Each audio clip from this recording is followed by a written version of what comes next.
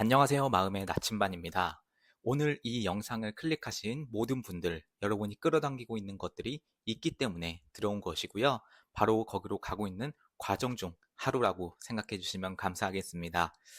네, 지난 영상에 이어서 제가 잠재의식이 어떻게 작용하는지, 그리고 끌어당김의 법칙과 잠재의식의 상호작용이 우리의 현실을 형성한다는 것을 제가 말씀을 드렸습니다.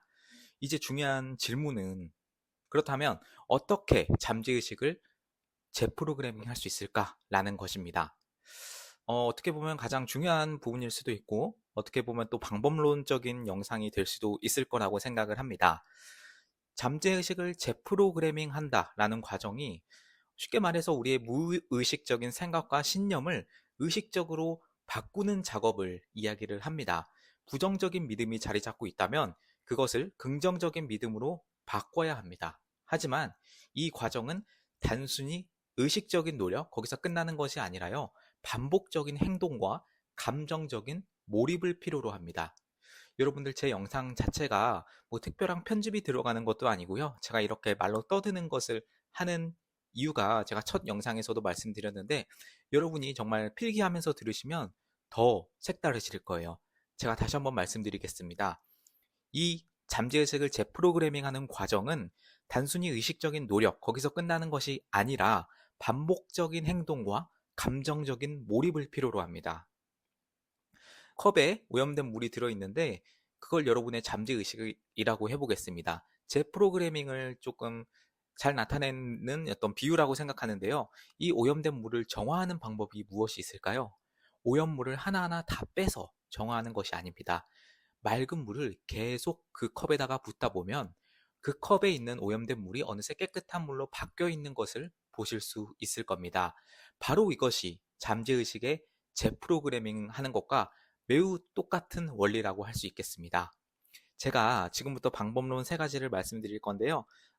첫 번째입니다. 가장 효과적인 방법 중 하나인데요. 긍정적인 확언을 사용하는 것입니다. 어퍼메이션이라고도 하죠. 확언은 간단하게 말해서 자신에게 반복적으로 긍정적인 메시지를 주입하는 것입니다. 뭐 예를 들어서 나는 충분히 가치 있는 사람이다. 나는 성공할 수 있는 모든 자격을 가지고 있다. 이런 문구를 매일 반복해서 말하는 것입니다. 이때 중요한 것은 이 문구를 단순히 말하는 것이 아니라 감정적으로 몰입해서 느끼는 것입니다. 제가 뭐 제 영상 꾸준히 보신 분은 아실 텐데 끌어당김의 법칙이 작동하지 않는 이유, 그것은 생각만 하기 때문에, 느끼지 못하기 때문에 라고 제가 말씀을 드렸는데요. 이 긍정적인 확언을 통해서 잠재의식을 재프로그래밍하는 과정 또한 마찬가지입니다. 여기서 단순히 말해서 끝나는 것이 아니라 감정적으로 몰입해서 느끼는 것입니다. 우리의 잠재의식은 감정에 의해서 강하게 영향을 받기 때문에 확언을 말할 때 그 말이 실제로 이루어진 것처럼 느끼는 것이 매우 중요한 것입니다. 그래서 여러분들 뭐 100번 쓰기, 뭐 1000번 쓰기 이런 거 하시는 분도 계신데 저는 오히려 그것이 집착을 불러오는 스타일입니다. 사람마다 다릅니다. 그것이 맞다면 100번 쓰기를 해서 더 잘 느껴진다면 그것을 하시는 게 맞는데요. 그것이 맞지 않다면 꼭 100번 안 써서 내가 목표가 안 이루어지나? 이런 생각은 안 하셔도 됩니다. 확언의 목적은 단순히 그 확언 자체에 있는 것이 아니라 느끼는 것, 느끼는 것이 목표라고 보시면 되겠습니다.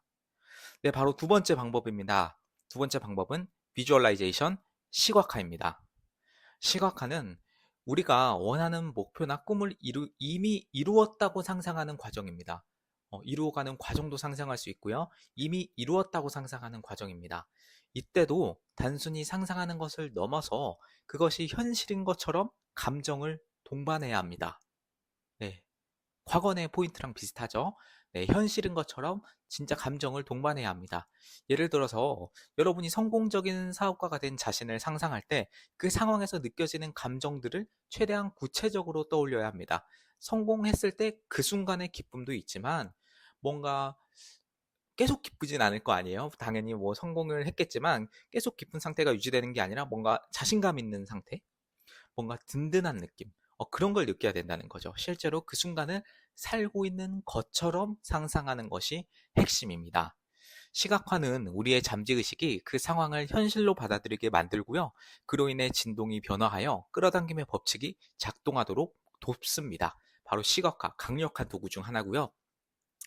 세 번째는요, 저도 굉장히 많은 도움을 받았던 그런 방법입니다. 바로 명상입니다. 잠재의식을 재프로그래밍 하는데 효과적인 방법이라고 할 수 있습니다.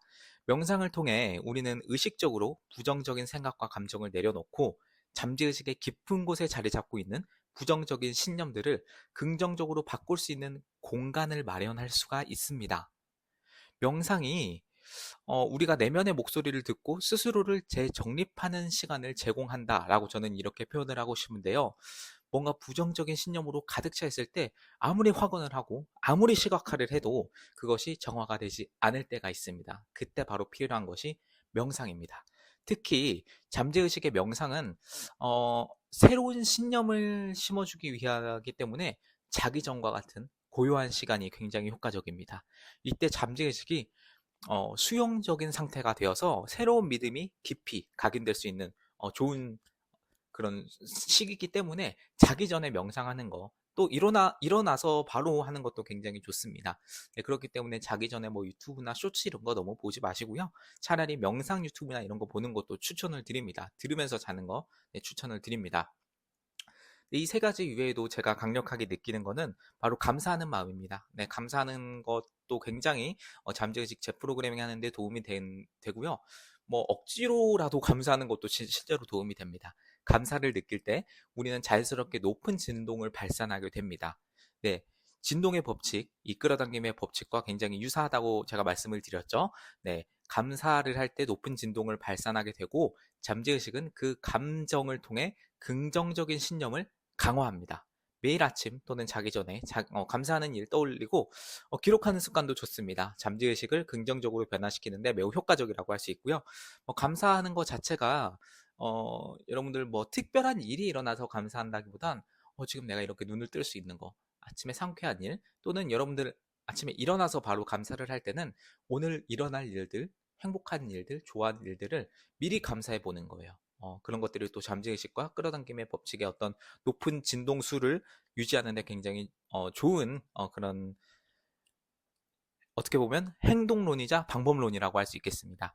네, 어떻게 보면 내가 세 가지 말씀드려서 플러스 알파로 감사까지 말씀드렸는데 또 하나 또 말씀드리고 싶은 게 있는데, 그게 뭐냐면 주변 환경과 사람들의 영향도 굉장히 중요합니다. 여러분들 잠재의식은 반복적인 자극에 의해서 영향을 받는다고 말씀을 드렸죠. 그렇기 때문에 긍정적인 에너지를 주는 사람들과 환경 속에서 생활하는 것이 매우 중요합니다. 여러분들 성공하기 직전에 친구 관계들이 정리된다라는 말 들어보신 적 있나요? 네, 저도 마찬가지인데요. 부정적인 친구들과 더 이상 있고 싶지가 않아졌습니다. 이것을 뭐 굉장히 슬프게 관계를 단절하고 그런 게 아니라 자연스럽게 부정적인 사람들이 멀어졌습니다. 여러분들 이걸 느끼실 거예요. 네, 굉장히 주변에서 자주 접하는 정보, 대화, 미디어 이런 것들이 우리 잠재의식에 긍정적인 영향을 주는지를 여러분 스스로 냉정하게 점검해 볼 필요가 있겠습니다.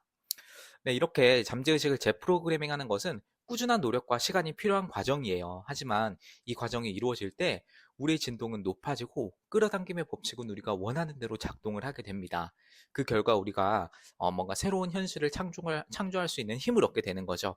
여러분들 잠재의식을 재프로그래밍 하는 과정, 세 가지 방법론, 거기에 플러스 알파로 감사나 주변 환경까지 말씀을 드렸는데, 여러분은 한번 잘 이용해 보시면 좋을 것 같아요. 이게 뭐 이게 5가지를 다 하면 좋겠지만 여러분들에게 딱 맞는 거 몇 가지 골라서 하시면 좋습니다. 정말 굉장히 여러분들 잠재의식을 정화하지 않으면 끌어당기는 법칙이 정말 일어날 확률이 많이 줄어들어요. 그렇기 때문에 잠재의식 재프로그래밍 꼭 성공하시고 잘 활용하셔서 댓글에 여러분들의 사례 남겨주시면 너무 좋을 것 같습니다.